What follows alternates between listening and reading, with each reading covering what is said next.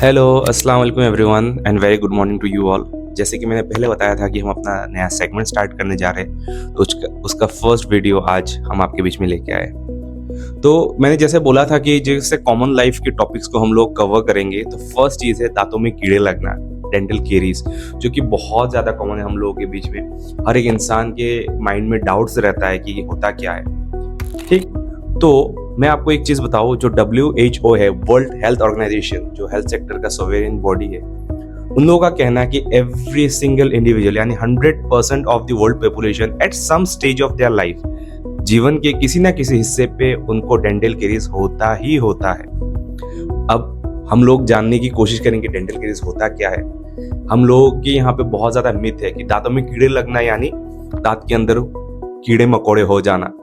ठीक है, लेकिन मैं आपको एक सिंपल चीज़ बताऊं, एक नॉर्मल जो चींटी होता है, एंट, अगर चींटी भी काटती है हम लोगों को कितना दर्द होता है। तो आप सोचिए, आपके मुंह के अंदर अगर कोई कीड़े होंगे तो आप क्या उसको सरवाइव कर पाएंगे, या उसका जो दर्द होगा, जो प्रॉब्लम होगा, उसको आप बेयर कर पाएंगे? तो ये टोटली मिथ है, ऐसा कुछ नहीं होता है। एक्चुअली में क्या होता है, मैं मेडिकल टर्म में बहुत ज़्यादा नहीं जाऊँगा। डिमिनरलाइजेशन और disintegration of the mineral parts of our tooth, यानी दांत के जो पार्ट है, दांत एक तरह का बोन है, जैसे बॉडी में दूसरा बोन होता है, हड्डी होता है, ऐसा एक बोन है। उसमें जो डिमिनरलाइजेशन या डिसइंटीग्रेशन होता है, उसकी वजह से क्या होता है, दांतों में कीड़े लगते हैं। अब आप लोग पूछेंगे ये होता क्यों है, तो उसका एक रीजन ये है कि हम लोग बहुत ज्यादा मीठा खाते हैं। अब बोलेंगे कि मीठा खाना क्या बिल्कुल छोड़ दे? जी नहीं। तो क्या होता है, मीठे में जो स्टिकी फूड्स है, यानी जो दांत में स्टिक हो जाता है, आठा लग जाता है, जो रिटेन हो जाता है, उस तरह का फूड को ज़्यादा से ज़्यादा अवॉइड करने की कोशिश करें। और अगर आप खा भी रहे हो तो खाने के बाद तुरंत मुंह को साफ कर ले, पानी से कुल्ला कर ले, गागल कर ले, या फिर आप रात को सोने से पहले ब्रश कर ले, सुबह उठ के ब्रश कर ले, डेट्स इट। उसके बाद एक और बहुत मेजर कंट्रीब्यूटर है टुवर्ड्स डेंटल केरीज, वो है आजकल के हम लोग का जो जनरेशन है, यंग जनरेशन में, वो है नाइट स्नैकिंग। आप पूछोगे अब नाइट स्नैकिंग क्या होता है?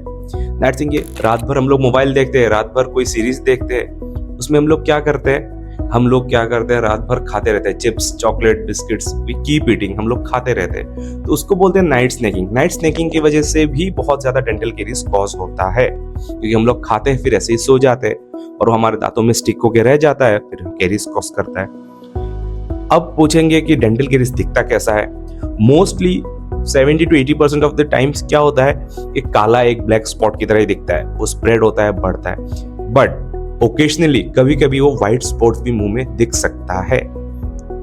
उसके बाद आप पूछेंगे अगर डेंटल केरीज हो गया तो उसका ट्रीटमेंट हमको कैसे करना है? देखिए, अब इसमें अलग अलग चीजें हैं। मैं अभी सिर्फ केरीज का बात कर रहा हूँ, दांतों के कीड़े लगना तो वहीं तक लिमिटेड रखूंगा।